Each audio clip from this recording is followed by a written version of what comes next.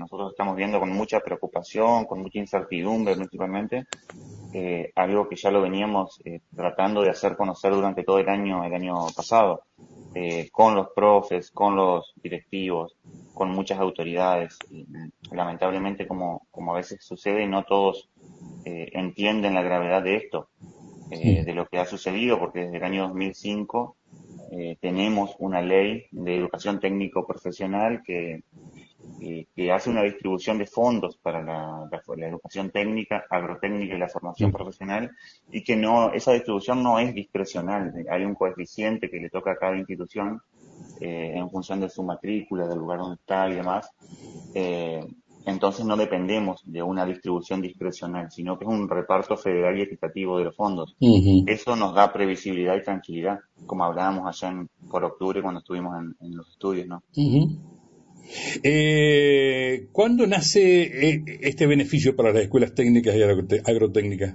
Sí, bueno, como todos, por ahí todos conocen, durante los años 90 la Ley Federal de Educación no contempló la educación técnica y agrotécnica y pasaron a ser bachilleres con algunos trayectos particulares, pero en realidad perdieron un montón de características y fue desastroso para el sistema educativo argentino y también para la formación técnica en particular. A partir del año 2005 resurgen las escuelas técnicas y agrotécnicas con la ley 26058. Ese año se sanciona esa ley y lo coyuntural es que esa ley permite homologar títulos en todo el país de las escuelas técnicas y agrotécnicas, pero la médula de esa ley es el financiamiento, que en el artículo 52 de esa ley destina el 0,2% de los ingresos del presupuesto nacional para que el INED distribuya equitativamente entre todas las instituciones. Es un reparto federal, desde el Instituto Nacional de Educación Técnica hacia las escuelas técnicas y agrotécnicas de manera directa. Que nosotros le rendimos a través de la jurisdicción todo lo que hacemos con la factura, como corresponde obviamente, hacemos la rendición y el INET la termina aprobando. Bueno, ese artículo 52 es el que, con el artículo 30 del proyecto del presupuesto de este año, digamos, para el año que viene, que planteó el gobierno nacional, es lo que derogan totalmente. Entonces en ningún momento nos dice de qué otra manera se va a suplantar, pero ya sabemos que, como el artículo 52 de la ley de ETP era una distribución equitativa y a través de un coeficiente, si cambia, seguramente va a tener algún cambio que no sabemos cuál va a ser, si va a existir o no, pero entendemos que si existe va a ser menor a lo que venimos recibiendo, o tal vez deje de existir. Por eso estuvimos muy preocupados durante todo el año, tratando de hacer entender esto, y bueno, lamentablemente se termina de concretar el día de ayer. Así que bueno, veremos a ver cómo sigue esto, pero realmente no tenemos buenas expectativas con lo que pueda llegar a pasar. Ojalá me esté equivocando, ¿no? Marcos, repasemos para la gente que está escuchando, ustedes lo contaron allá por octubre cuando estuvieron con nosotros, repasemos qué es lo que perdería la escuela técnica, por ejemplo, a partir de que se promulgue la ley. Claro, bueno, anualmente venían fondos con lo que se llama un programa 39 que permitía comprar insumos para talleres, pequeñas herramientas como amoladoras, soldadoras, ese tipo de herramientas, que se llama herramental menor, y algunas obras menores, reparaciones de baños, reparaciones de vidrios, reparar un ventilador, que eso era un fondo fijo que la escuela organizaba y ejecutaba de diferentes maneras según las necesidades. Y después tenían los proyectos de mejora institucional, donde la escuela hacía proyectos particulares y podía comprar equipamientos más grandes.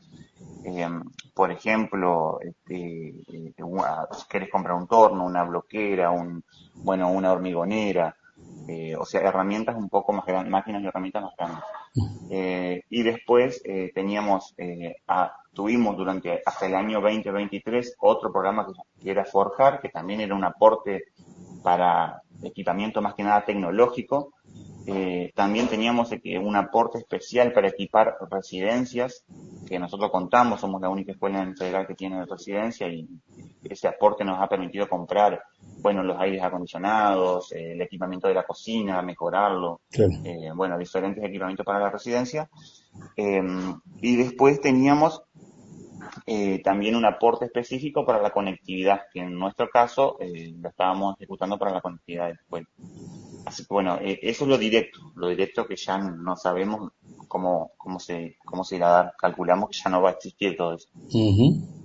¿Han escuchado por allí, en conversación con otros directores, con representantes gremiales y demás, han escuchado por allí de que haya alguna discusión que pueda darse luego en lo judicial respecto de que este tratamiento debió haber sido en particular de la ley y no incluida dentro del presupuesto? No, la verdad que yo no tengo noticias de eso. Sí, he escuchado algún comentario de que Ujú.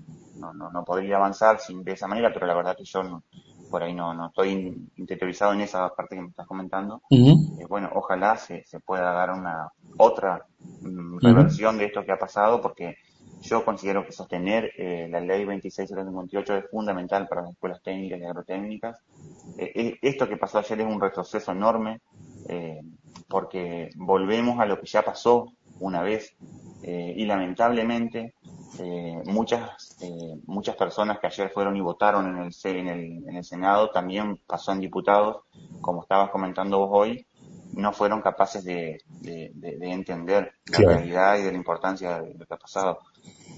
Tampoco nos tratamos de hacerlo saber con toda la comunidad docente, pero incluso hubo situaciones que han molestado nuestros reclamos Ujú. o expresarnos.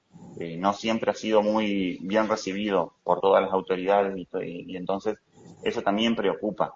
Y lamentablemente nos toca trabajar en un sistema que bueno, que nos da esto y nos muestra esta realidad.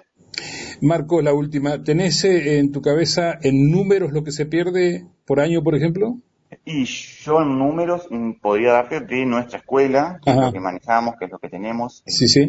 Por ejemplo, en 2025, en todo esto que yo te nombré de equipamiento, de insumos, de conectividad, son 6.700.000 Mm. pesos y más nosotros recibimos un PMI aparte el año pasado, perdón, este año, yo ya me adelanté, este año recibimos un PMI aparte que es para la nueva tecnicatura, fue de 10 millones para equipamiento informático exclusivamente.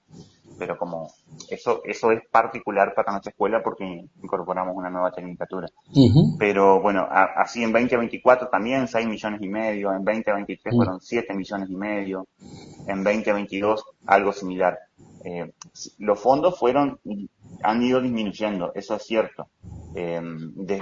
Porque claro, el gobierno nacional viene replicando el presupuesto de 2023. Claro. Entonces, eso obligaba a que yo tenga que disminuir la distribución, pero de hecho estaba todavía.